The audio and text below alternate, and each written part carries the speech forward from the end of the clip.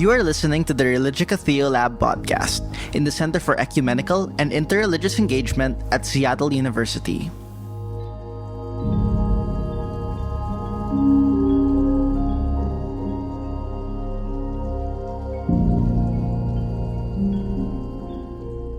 I'm Michael Reed Trice, and I serve as the director at the Center for Ecumenical and Interreligious Engagement at Seattle University. In a time when we're focusing at the Center for Ecumenical and Interreligious Engagement and starting our year on the art of listening as a focal point. And here we are, think of that, in a time where our democracy is struggling and where we're wondering, what are the ways in which we can be in community together, healthy, listening to one another, articulating difference in a way that doesn't create insurmountable divisions. But here we are also in September of 2021 at the 20th anniversary of 9/11. And we also have Rosh Hashanah, celebrating the new year around the world. All of this happening amid a rise in hate crimes reported by the FBI and the Southern Poverty Law Center. And those crimes are generally taking place targeted toward African American communities, Asian American communities, Sikh communities, and more. And in specific terms, anti-Semitism continues to grow. And we want to talk about all of these themes with you. So I've invited Holly Huffnagle, who serves at the American Jewish Committee's office. She's the U.S. Director for Combating Antisemitism, where she spearheads the agency's response to anti-Semitism in the United States and in its efforts to better protect the Jewish community. But we also recognize in this conversation that those protections for any one community must include others, because the vilification of one community, where we scapegoat there, creates the license for scapegoating others. So we're all in this together in very unequal ways, but in ways that can help disarm the kinds of hate speech which has seemed to foment in our communities locally and nationally. Before coming to the AJC, Holly did serve as the policy advisor to the Special Envoy to Monitor and Combat Antisemitism at the U.S. Department of State. And she's also a researcher in the Mandel Center of Advanced Holocaust Studies at the U.S. Holocaust Memorial Museum in Washington, D.C. I think this is an important conversation if we're going to take seriously how we listen to communities and how we respond to hate in our own community today. So I invite you to take a listen.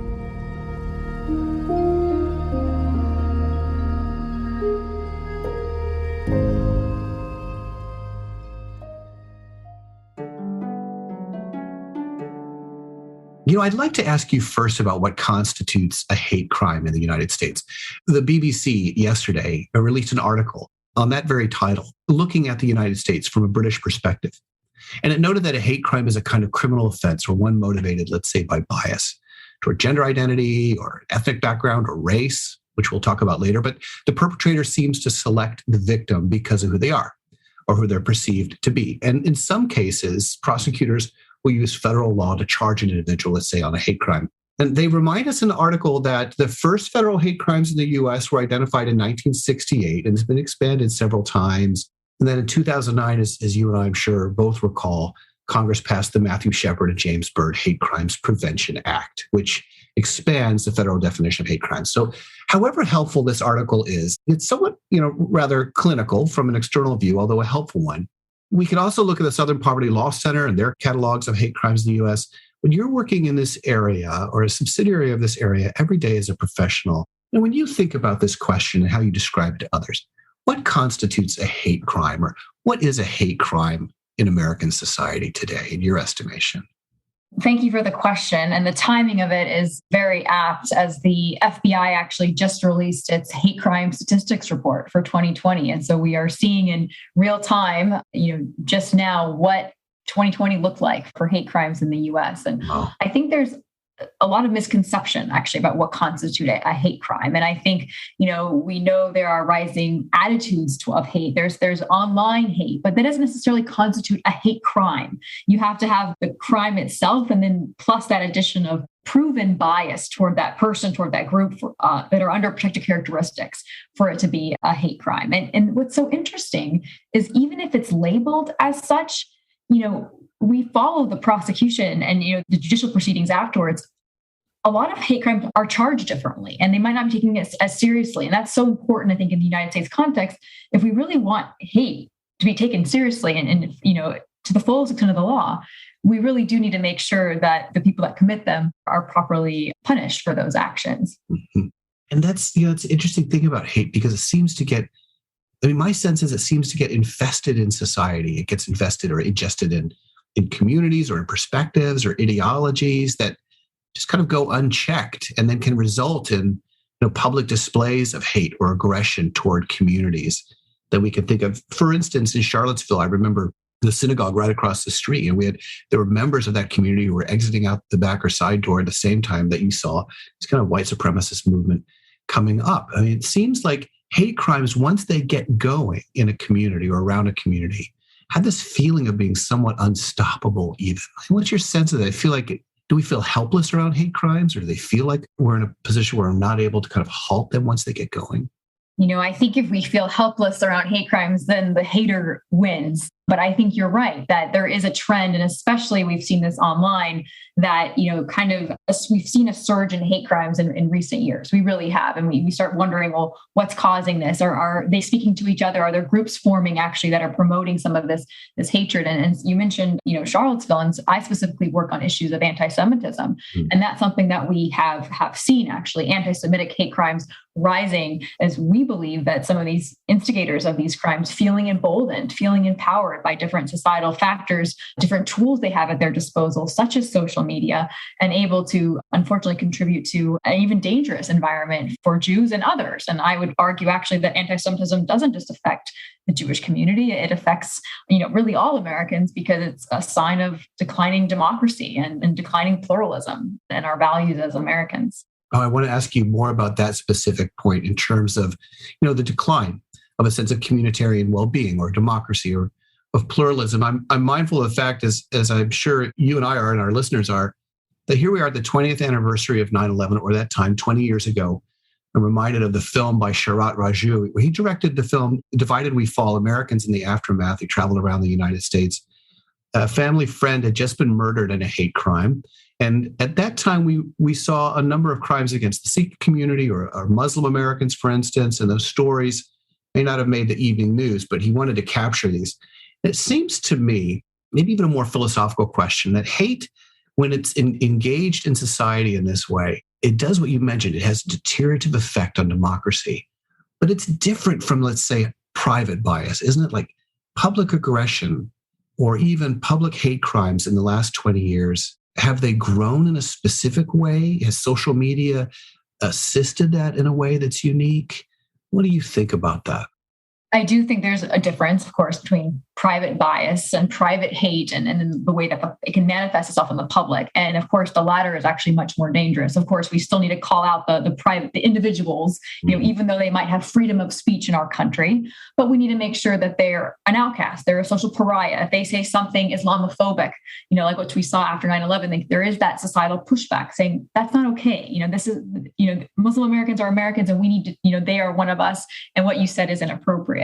I think the danger is when it is kind of in a mass scale, when that private hate actually gains followers, gains attention, gains a following, and gets into the public psyche and has that influence in a way that it hasn't before. And yes, social media has been, I would say, the biggest contributing factor to that in the last 2 decades. And we've seen that specifically again with anti-Semitism, where that used to be on the fringes of the internet, the dark web. You would see these, horrific things about Jews, about, these anti-Semitic terms and tropes. And we're seeing that into the mainstream now in ways that we don't actually think users actually know what they're referring to or what they're sharing or spreading. And that's where the danger is, when it's in the public space and they don't really know there's an ignorance to it. And I think that happens with other forms of hate as well, of anti-Black racism, anti-Muslim sentiment, homophobia. And that's some trends we need to really push back against.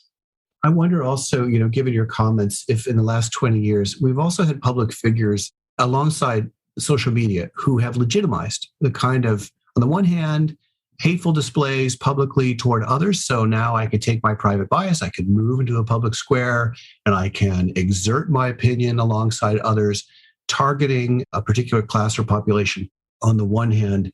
And on the other, insofar as I'm doing that, to your point, I may have no idea really the history of these terms like anti-Semitic tropes or terms, for instance, that are just kind of pouring through me and into the community. When we assess that and the kind of corrosive impact it has on democracy, what's your fear or concern about how this deteriorates our sense of communitarian well-being, or what it means to be a citizen together, to have shared values? What do you think? I think that's exactly right, that question, that if we really don't know what we're dealing with, and we don't know, for instance, and I'll speak just to anti-Semitism, what it is. And when you asked about hate, actually, when you started speaking, you spoke specifically about hate. And anti-Semitism is defined as a hatred or a hostility toward Jews. But what's fascinating about anti-Semitism, it's not just hate. It's not just hostility. There is actually a conspiratorial element to anti-Semitism, and where Jews are vilified not just for their inferiority, which is something that's similar to other forms of racism and bigotry, but Jews are actually vilified for their supposed, quote unquote, superiority, for having too much power, too much control, too much privilege, if you will. And in our current culture, that's, something that's it's a big question about people who are white or privileged, versus those who are Black or brown or oppressed. And the question is, well, where does anti-Semitism fit in with that? Because it's very much an issue. And a lot of the conspiracies we see around anti-Semitism, such as QAnon on the far right, but also something like the New World Order, which we see coming out of the far left, they're using the same language and images of someone who's Jewish or someone who's in control or manipulating the economy or politics, or basically someone to blame, someone to scapegoat societal ills. And when that is part of a society that you don't realize what you're sharing or what you're promoting, and you think this is normal, you lose confidence in our leaders and our government's ability to govern, and trust in your own neighbor. I mean, I think this is kind of where we can kind of, fold in a negative way as a democracy. And that's why we actually do talk about fighting anti-Semitism as not a Jewish problem. It's actually a societal problem because of what I just shared. Speaking to your terms that you've identified here, vilification, a conspiracy theory, or blame in terms of seeking out a scapegoat. Last year in December, I spoke with Rabbi Jeffrey Myers, who serves as the chief rabbi and cantor at Tree of Life congregation in Pittsburgh, Pennsylvania. The listener may remember on October 27th of 2018 that his synagogue was targeted, vilified, for an act of violence that left 11 people murdered. And at that time, Rabbi Myers spoke about the experience of being on the receiving end of an ideology that saw his community kind of wrapped up in a conspiracy, in a privileged space, and vilified in ways that were both abstract and exceedingly dangerous. It's led to a perspective, perhaps, on anti-Semitism in which this particular form of hate crime is always poised to exert itself with pretty criminal consequences. What does the listener need to know, I should say, about anti-Semitism today, and in particular, how anti-Jewish tropes, many of which you're working in, you're cataloging these this year from 2020 and the rise of those tropes during this pandemic age. What would benefit us from really understanding what anti-Semitism is and how it's appearing today? Thank you for that question. I think the very first thing the listener should know is that anti-Semitism is not a thing of the past. I think many of us, think that they look at Jews they know in America and, say, oh, there's no persecution you face, or you can't be just, discriminated against. And unfortunately, anti-Semitism did not end in the Holocaust. In fact, we refer to anti-Semitism as the longest hatred. It's been around 2,000 years, even before the time of Christ. But of course, it was really Christian anti-Judaism where a lot of these terms and tropes took hold. And unfortunately, Michael, to your question, we've seen them recycled just in the last year alone, tropes from the medieval ages, like the blood libel, even the deicide charge. And I can get into those, what they are. Poisoning the well, for instance, just to go off on a little sidetrack, Jews were blamed in the Middle Ages, in the 14th century, for causing the bubonic plague, for going to drinking wells and poisoning the water. And, it would help the Christian majority in Europe explain why maybe Jews were getting less sick than they were. And actually, it has a lot to do with Jews' own, practices of keeping kosher and cleanliness, but blaming Jews for causing that sickness, causing that disease. And during the pandemic, we saw these same images of this kind of, Jewish meme or figure spreading COVID-19 or creating the virus in order to profit off the vaccine, which is kind of another blaming of, Jewish wealth or greed, or et cetera. And it's just, it's unfortunate that there's so much material, if you will, so much historic material for anti-Semites, but even those who are ignorant actually to pull from and use today to explain society's issues. And so that's something that we have seen in a pretty negative way. So that's the first thing I would just say to the listeners, like, this hasn't gone away. And we've just in the past few years alone, if I need to give examples, I mean, you mentioned Pittsburgh, which was actually the deadliest anti-Semitic attack in US history. But it wasn't just Pittsburgh, which was done by a far right, white supremacist. But we also had instances in Jersey City, New Jersey, where a kosher market was kind of under siege by two members of a Black Hebrew Israelite group attacking Jews. We had Poway, California, also by a white supremacist, other attacks as well. And these are all attacks that have led that have been fatal, that have killed Jews. But that goes to my second thing that I want the listeners to know is that anti-Semitism doesn't just come from one place, doesn't just come from one single source. I think we look at it and we can think about a swastika like the Nazis or the far right, which is, I think, the most visible and almost easy to digest, like, I think as engaged citizens, like, oh, this is where it comes from. But unfortunately, anti-Semitism also comes from the far left. We see this with conspiracies against Jews. We see this especially in progressive spaces where Jews are actually excluded from them if they, believe that Israel has a right to exist as a Jewish state, that Jews are a people and therefore have a legitimate right to national self-determination. Like, this is all part of that conversation. So that's from the far left. And then we see anti-Semitism coming from, religious extremism, which was something we saw just even recently in Boston when a rabbi was attacked by someone, in the name of Islam, like an extremist, but attacking a rabbi in Boston. And we also see it even from segments of other minority communities. And it's such a challenge. When we look at minorities in our country and what they experience and how we need to uplift them and ensure that they are treated equally and that they have equal access to our rights, to these things as Americans, it's a challenge when they also, some of the segments hold their own anti-Semitic, biases against Jews. And how do you call that out without, undermining or lessening their own experience? But you still have to, in order to push back, we still have to acknowledge that, they might treat Jews as an outgroup or as a scapegoat, like I said, and with the conspiracy theories, and it's complex. So that would be the second thing, is that the first was that it still exists and it's very real. The second thing, it comes from different sources, a lot of different sources, which makes it, hard to identify. And maybe the third thing I can leave our listeners with that they should know about anti-Semitism, which I've alluded to, is that it is a societal issue. It's not just about Jews. It's how we think about the world. It's if we blame others for our place in life or where we are, that's a problem, and how to move past that and grow and become stronger as individuals, as a community, as a country. And so those would be the three things that I would want our listeners to know.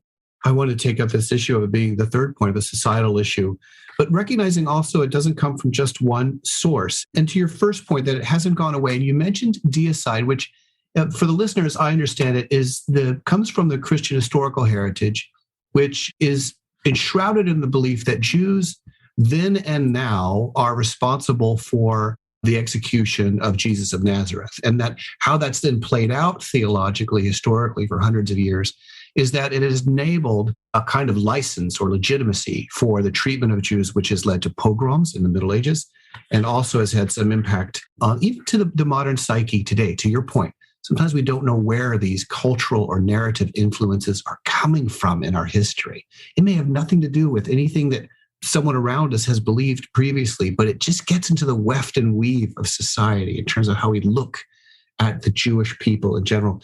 Would you say, is that an accurate depiction of deicide? Is there anything else you'd want to add to that? I think it is an accurate depiction. I actually think that term speaks to the irrational nature of anti-Semitism, because here we have a situation where, we're rooted in Christian anti-Judaism, understanding of Christian doctrine, where Jews were treated as inferior for not accepting, Jesus Christ. They were cursed. They were, all of these things as a way for almost early church fathers to separate, Christians from Jews. So that kind of speaks to their inferiority.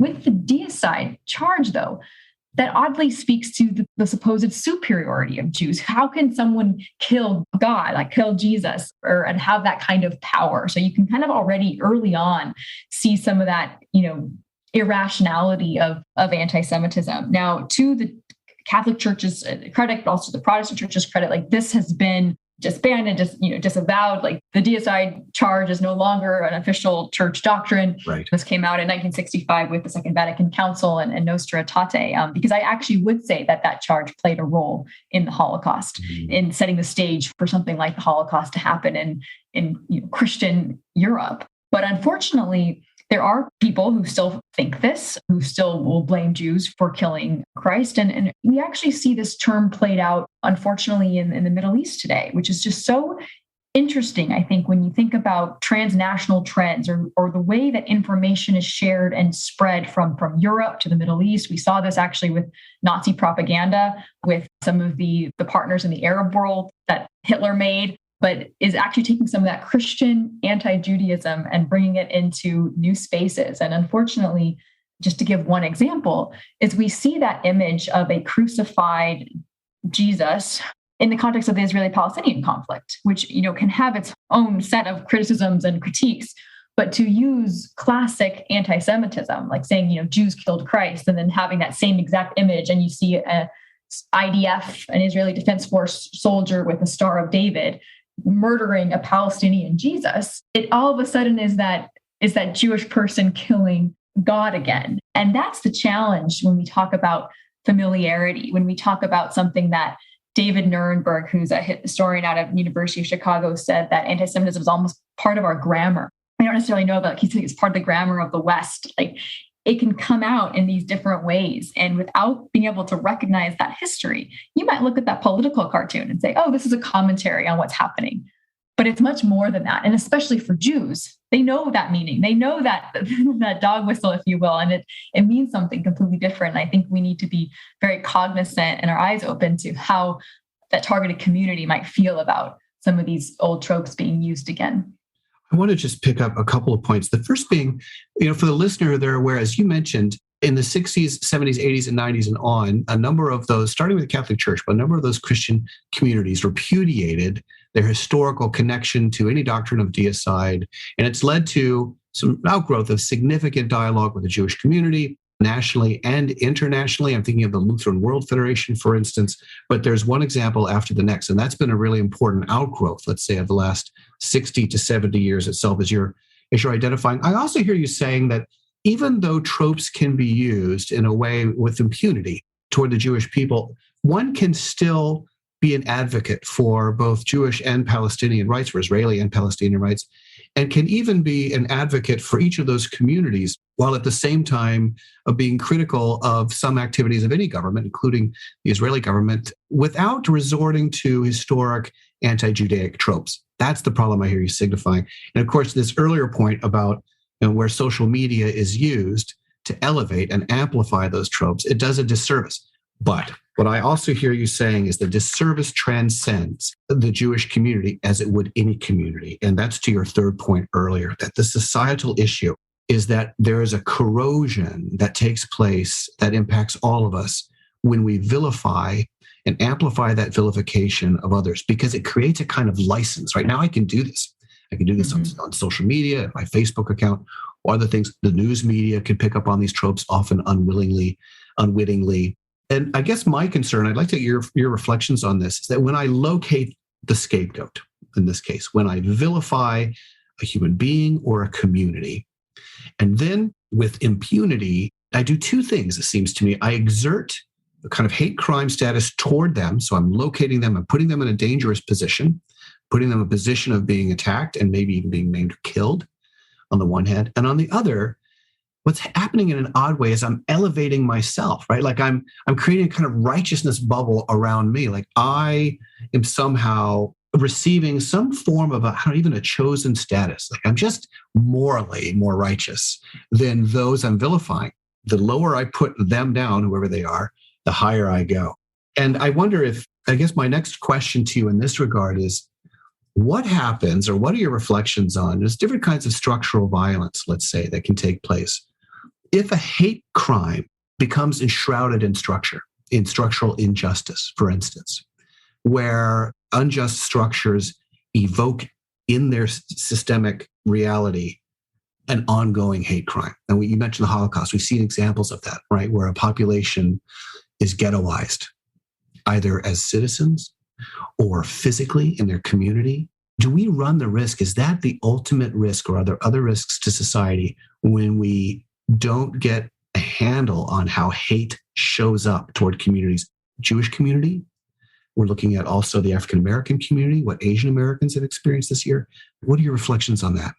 If it's not the ultimate, I think it is, a huge issue to go from this more insular kind of privatized hate to where it can be, part of our structures of society. And you mentioned the example that I go to setting, the Jewish context, which is the Holocaust, but it didn't just happen overnight. And I think that's something that we almost forget about. We place those years of the Holocaust, 1939 to 1945, in just this little timeline, and we think it had that beginning and that end, and not to realize the years before, where there was this decline in democracy, where there was this propaganda, where there was this preparing this, tilling of the soil, if you will, to ready a society to accept something like this. And I would say that there's a lot of studies on the German population who were more or less, many of them against Hitler, didn't necessarily have negative things to say about their Jewish neighbors, but were more or less bystanders, going along with it. And I think, these were questions that we've even asked in our own country in the last several years. Like, are we watching something happen that we need to be more outspoken about? And one thing I use actually as an example when it comes to anti-Semitism is this idea that what might start with Jews, this idea of scapegoating someone else or blaming someone else, doesn't ever end with Jews. There's an analogy sometimes of anti-Semitism being called the canary in the coal mine, which, when you get into analogies about anti-Semitism being a virus or the canary in a coal mine, there's always a weakness to those descriptions. But it's this idea that it might be one of the first hatreds, the first sign of something amiss. And we can look back through history, actually, and see how when Jews were targeted, they weren't necessarily the first. And I'll look to our own country. We had the issue with Pittsburgh, right, where in Pittsburgh and Poway, Jews were attacked by white supremacists. But it was that same white supremacist hate. It was actually even the same manifesto that was used to target Mexican Americans in El Paso or Muslims in New Zealand. And you can see that pattern, that it's others that are being affected by this. And there was actually a study done in 2020 of terrorist attacks in the United States that had come from the far right, and every single one from the 1980s onward believed in a Jewish conspiracy, actually. So I think that these patterns, when it comes to at least anti-Semitism, are much more ingrained in our society. And then if it gets to that structural level, which I think we've had incredible improvements in our country, like since the civil rights movement on. I mean, Jews used to not be allowed to have certain professions. There was quota systems on immigration. They couldn't be allowed in certain clubs. I mean, there's actually a lot of allyship between the Black community and the Jewish community in, the 60s, kind of for this reason. And of course, I think there's still a lot more issues that we need to be working on with the Black community and that the Jewish community has more or less achieved. But that does speak to the danger of it becoming more structural. But again, that's not my area of expertise. So I do want to say that I only can look at it through the lens I know, which is the lens of anti-Semitism. I lived for a number of years in Germany, in Munich, Germany in particular, and visited a number of those work or death camps that the listener may have some awareness of. And this month in the center, we're focused on the art of listening. And what dawns on me now and then and stays with me is that when you're standing in that place where people have been murdered and where structures are responsible for their murder, you are enshrouded in a kind of silence which speaks for itself. And I think, in my own humble estimation, that silence that speaks for itself it's ghastly, because what it means is fundamentally the absence of all of those voices and of the new voices or births that would have arrived over the generations, of the opportunity to have a word of kindness or of forgiveness or of community around meal and with friends and colleagues. All of that is lost in the ultimate analysis. That silence is a way in which the future just doesn't unfold because institutions have stood in the way of a people's natural right to exist. I wonder, you mentioned Christchurch. I spoke with a man who Dr. Ahmed, who was from New Zealand, the listener may remember 58 people in that mosque were murdered, and his wife was also murdered.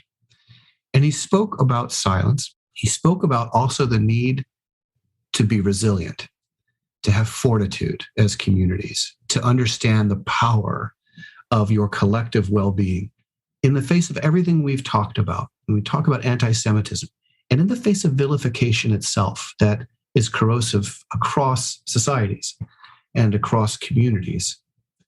What is our first, do you think, or maybe our final even, capacity for showing resistance toward hate? It's going to be speaking out for the other. I really firmly believe that. I think our message is actually stronger when we're not speaking out for the group that we're in. I'll say this actually as someone who's not Jewish. So my whole career has been in fighting anti-Semitism. I'm not Jewish. I'm a practicing Christian. I come at this from understanding Christian anti-Judaism and knowing what my own religious genealogy played in this fight. But I have seen it on the ground, in government, in different levels of civil society, where when there are Christians speaking out against anti-Semitism, when there are Muslims speaking out against anti-Semitism, or Jews speaking out against Islamophobia, or Jews speaking out against anti-Black racism, it's unexpected almost to have that other person speaking out for someone else. And then it's like, well, why are you doing that? I mean, I think that was one of the reasons why the organization I work for now, American Jewish Committee, we're really working with our Asian partners on speaking out against all the Asian hate that has surged in this past year. And the FBI hate crimes just confirmed this. I think it was in the 10% increase just in the last year alone that the Asian American community experienced. And so that's definitely the first and main piece, I would say. There's a quote that I bring up sometimes from Rabbi Lord Jonathan Sacks, who passed away, unfortunately, this past year, definitely prematurely. He was only in his early 70s. And he was the former chief rabbi of the UK. But he said that to Jews, Jews cannot fight anti-Semitism alone. But this is what I think is ubiquitous. This is what is universal. Okay. The victim cannot cure the crime. The hated cannot cure the hate. So that's where it's like, it's not up to the victim or the hated to be the one responsible, for the hatred or the intolerance that others have. It's up to us to speak out against it. And I would say that's really important and something that we can't lose sight of today. Holly, you mentioned resiliency. Could you say more about that in terms of why it's so important for us today? Absolutely. I think when we talk about fighting hate or combating anti-Semitism, we use this language almost of a battle. Like, what does it mean to combat? What does it mean to fight? We have this kind of we are warriors fighting hate. And there's room for that kind of language. There really is. However, I think when we think of those words, we have to remember a couple of things. And one of them is that in a real life, soldiers in a battle are going to get tired. Wars can range for a long time, but can they go on for eternity? Mm-hmm. And so I think one thing we have to do is almost reframe the way we think about combating hate and fighting, anti-Semitism and fighting Islamophobia. Well, that's at the forefront. But on the back end, on the day-to-day end, what we really need to do is build resilience. And I think, just as soldiers get tired, they get burned out. If we think about it in terms of resilience, it means that the community that's affected by that hate is actually anticipating and adapting swiftly and purposefully after incidents occur, so that the community not only survives, but it can thrive. Something can hit it, it can respond, but it can move on and still live. It's not to diminish what they experience, but they are still thriving and they're able to be successful. And it speaks to that resiliency, which is so important, which needs to be said in terms of thinking of fighting hate as that continuous battle. And I think when we look at, for instance, Jewish community resilience, what that does is it sends a message to the anti-Semites: you don't affect me. You have no more power because you belittled me, or I'm affected by you, or I'm afraid of you. I think there's a certain amount of joy when anti-Semites realize that they are hurting the Jewish community, that when the Jewish community feels afraid. And when you have that resiliency built up and strengthened, and you have the allies around that community, that actually is going to be much stronger than the battle itself. Yeah.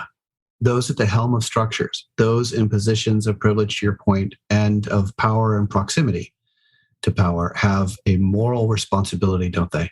To respond to hate and how hate gets activated in society. I really like and deeply appreciate how you've noted that the victim, who is not the author of that hate, doesn't bear responsibility for untangling it, although can be invited to be a part of the process. Absolutely.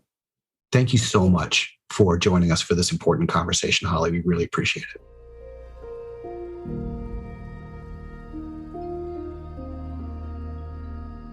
You've been listening to the Religica Theolab podcast in the Center for Ecumenical and Interreligious Engagement at Seattle University.